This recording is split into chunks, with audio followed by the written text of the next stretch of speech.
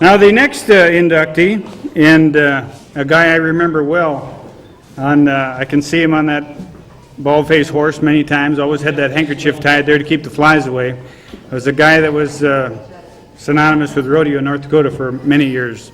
John Stevenson, and accepting this award will be Jason, his grandson. So, Jason, would you like to come on up? Okay. Looks like Jason he even kind of looks like Grandpa, really. Give him another 50 years, it really looked like him.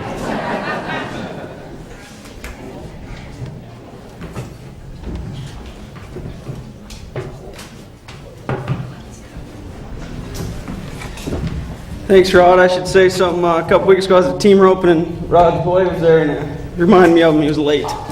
But anyway, y'all know my grandma Karen Stevenson, and my mom Kay, and it's my wife Cody, my little boy Justin. Mom made me write this speech. Now I think I should wing it with the rest of these guys, but I'll read it because, honored she is, I don't want to get in trouble. So you have to excuse me, I'm not a very good speech maker. The Stevenson family is honored to have her husband, father, grandfather, and great-grandfather inducted to the Cowboy Hall of Fame. We'd like to thank everybody on the trustees that voted him in this year, and who wrote letters and testimonials this winter at the meeting. JC was introduced to rodeo at an early age of 9 while helping his father trail bucking horses throughout North and South Dakota. They traveled with a wagon and averaged about 40 miles a day. In the later years, JC, Jimmy Weeks, and Jack Chesterton started the 3J Rodeo outfit. They were members of the RCA and traveled throughout the country.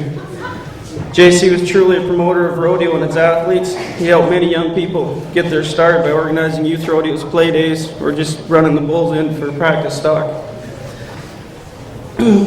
One example of this is when Carson's high school band needed new band uniforms, didn't have any money. Grandpa organized a play day and donated all the money to the school.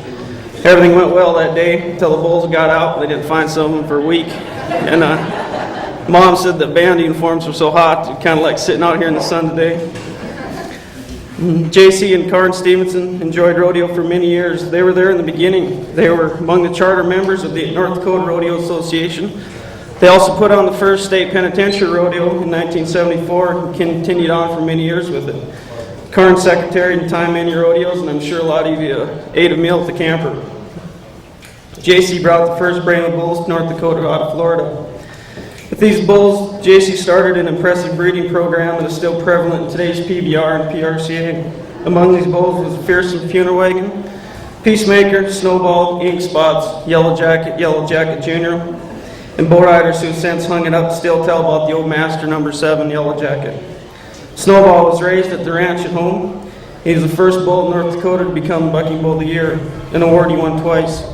JC prided himself in the quality stock he raised. It's been said you could win on any one of JC's bulls if you could get them covered.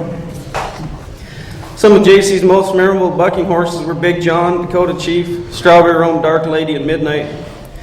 JC prided the stock he raised, and he also rode good horses. Which one was Pumpkin? Which cowboys on that horse? He picked up Casey Tibbs, Jack Bushbaum, Marty Woods, and Jim Tesher. JC was a true cowboy. He was a rancher, livestock marketer, rodeo producer, pickup man announcer, rodeo judge, and stock contractor. He also was a local auctioneer at home there, and he donated his auctioneering ability to the Grant County 4-H for over 40 years. Grandpa was a unique individual who could figure out life's challenges. He expected a lot of himself and others as well. He had a flair for showmanship and leadership qualities. But he was a true Western cowboy at heart, cowboy all the way. JC would have been proud to be inducted to the North Dakota Cowboy Hall of Fame, and he would have backed it with all he had. Thank you from the family of JC Stevenson.